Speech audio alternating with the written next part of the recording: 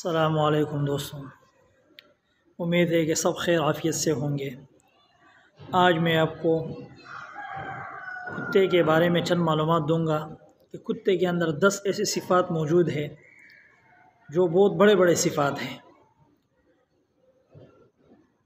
ہر حیوان اپنے مالک کا بہت وفادار ہوتا ہے، مگر انسان جو ہے وہ اللہ کا وفادار نہیں ہوتا۔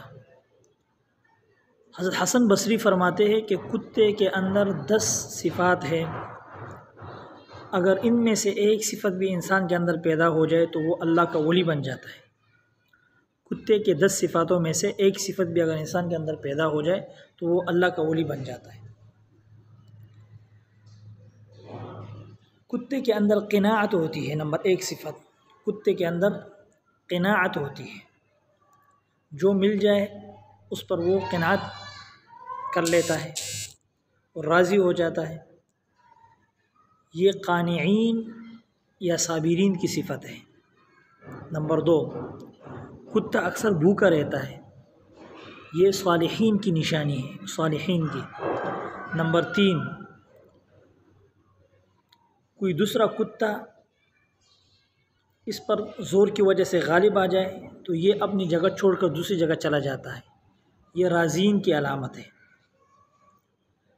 نمبر 4، کتے کا مالک اگر کتے کو مارے تو یہ اپنے مالک کو نہیں چھوڑتا، یہ صادقین کی نشانی ہے، صادقین کی علامت ہے۔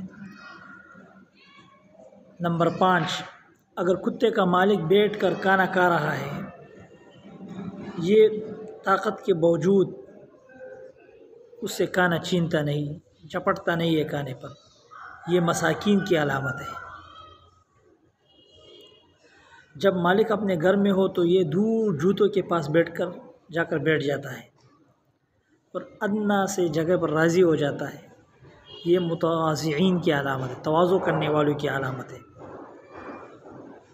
اگر اس کا مالک اس کتے کو مارے تو یہ تھوڑی دیر کے لیے باہر چلا جاتا ہے اور پھر واپس آ جاتا ہے اپنے مالک کے پاس، اور مالک اگر اس کو ٹکڑا ڈال لے تو وہ کھا لیتا ہے، یہ متوکلین کی علامت ہے۔ نمبر 9، یہ رات کو بہت کم سوتا ہے، یہ زاہدین کی علامت ہے۔ اب ہم غور کریں، ہم میں سے کوئی صفت موجود ہے؟ ان صفات میں سے کوئی بھی صفت موجود نہیں ہوگا، تو ان 10 صفات میں سے مجھے نہیں لگتا ہم میں سے کوئی ایک صفت موجود ہے۔